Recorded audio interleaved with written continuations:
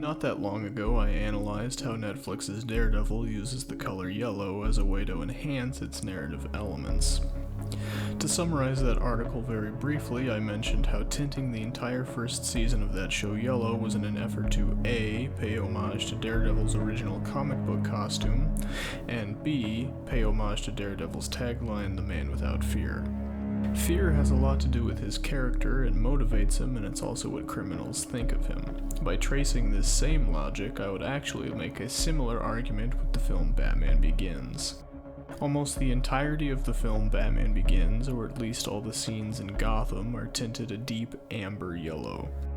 Even marketing material and all the posters for the film were a deep amber color. So why this creative choice?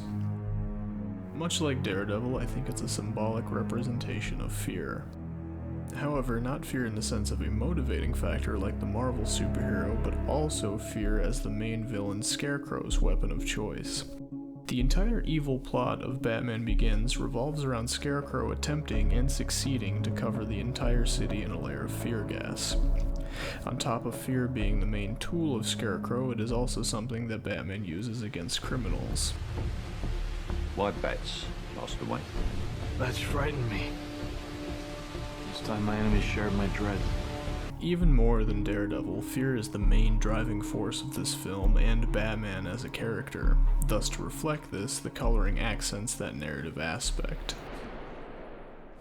Where are you? Here. The concept of fear is both a character motivation, driving action, and the antagonist's plan. In all popular mediums, the color yellow is associated with the concept of fear, and thus the film is tinted as such. Bright yellow would have been a little too upbeat, so it was grunged down into a deep amber. As for the two sequels, the color palettes could be up for interpretation. In terms of the first film, however, I really believe it can be said that fear is a driving inspiration.